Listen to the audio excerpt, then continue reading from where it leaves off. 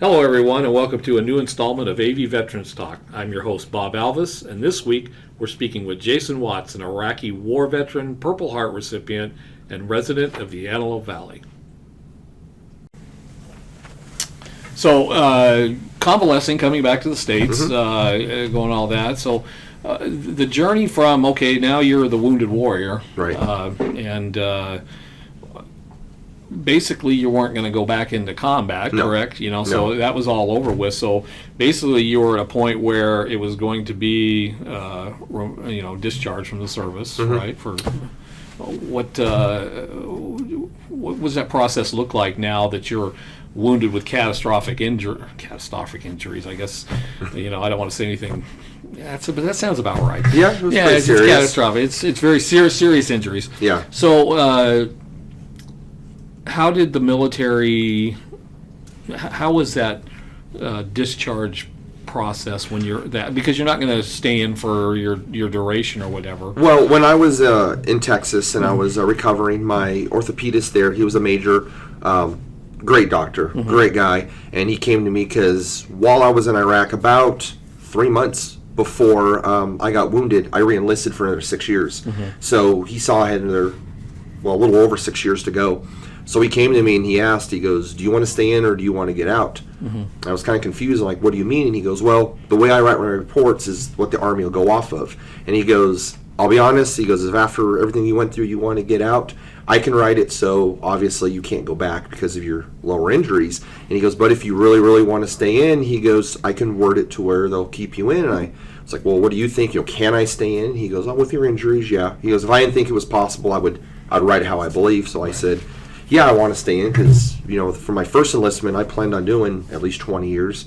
So he wrote the paperwork, and once they were done with me in Texas, I'm still a National Guardsman, where normally what would happen is, if I was an active duty soldier, I'd be at my base that I'm assigned to, so I'd pick up life like normal.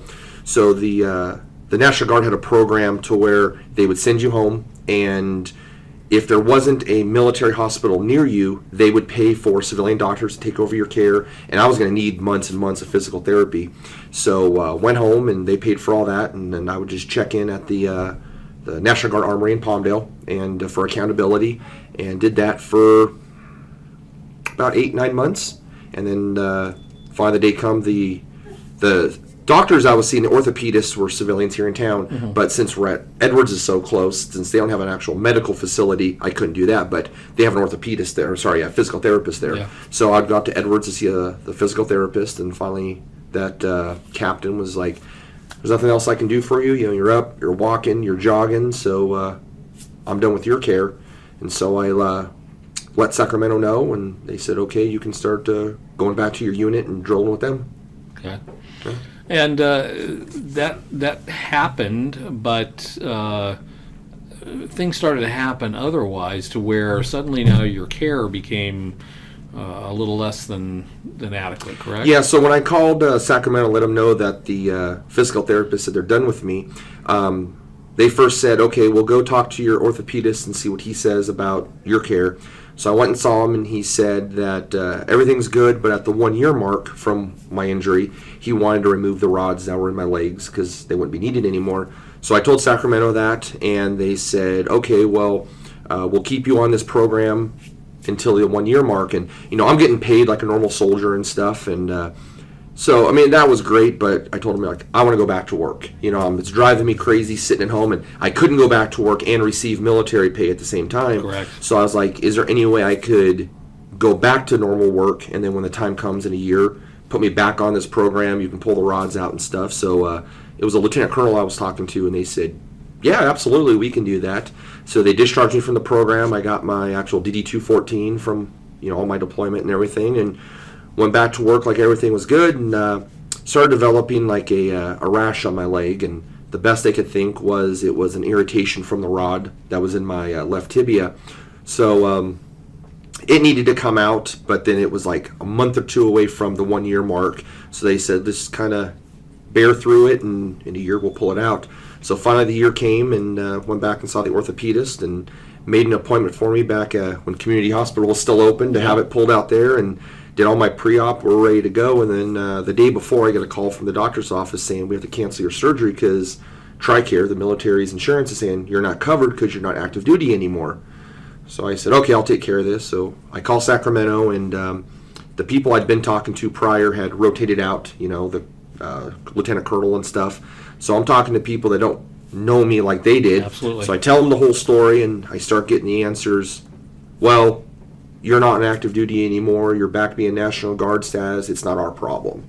So I'm getting frustrated. I'm calling my unit. My unit's never had to deal with something like this. So they're making calls, and they're getting the same answers going, well, if he's not on active duty status, then he doesn't get TRICARE. So it's kind of like a too bad. Yeah. While this whole time I'm having this rash in my leg, and the doctor's saying it needs to come out.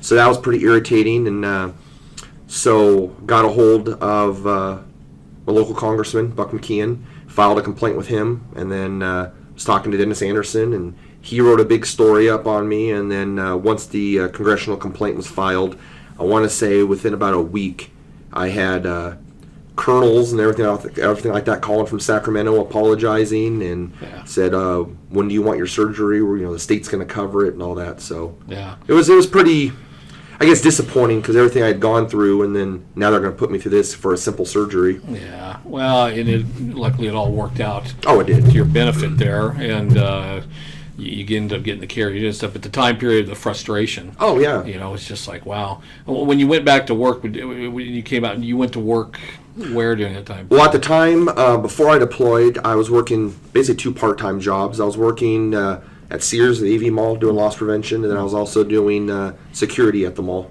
Oh, very cool. Yeah.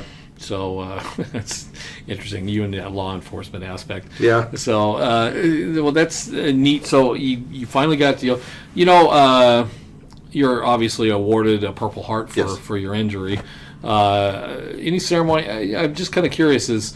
Did they make a big deal out of it, or just show up one day and hand you the box? When here you're good. I came out of surgery initially in Iraq, my very first surgery after getting blown up, they put me in a room, and I remember one of the nurses having this little, basically it was a mini pillowcase, it looked like. And I guess there's a bunch of volunteers back in the States that were making these to put people's belongings in. So it had, a bunch of flags and stuff on it. And she held it up and she goes, here's your personal belongings. It's got your wallet, watch, and your Purple Heart in it. I'm going to put it in your dresser drawer, your nightstand drawer. And I'm like, wait a minute, what, my Purple Heart? What are you talking about? Because that's the least that was on my mind was I'm getting a Purple Heart, And she goes, oh, yeah, when they were wheeling you out of surgery, a lieutenant colonel came over and gave you your Purple Heart. And I said, oh, can I see it? So she opened it up and showed it to me, and I was like, wow, And so she put that away, and then I had it with me when I went to Germany. But once I got to Germany, they put it in my little nightstand also, and somehow it went missing. My whole little bag went missing. Man. So we don't know if someone thought it was trash and threw it away, so that got thrown away. But up to that point, I never had an actual ceremony. But once I recuperated and everything, my unit did a ceremony for me. We had our headquarters was in El Segundo, right. So we were going to have a battalion commander change of command ceremony. So they called me in, and then we did a actual Purple Heart ceremony before that. Yeah, okay. So we'll take a break here, and when we come back, we'll talk a little bit about the legacy, a little bit of your service there. So we'll take a break right now and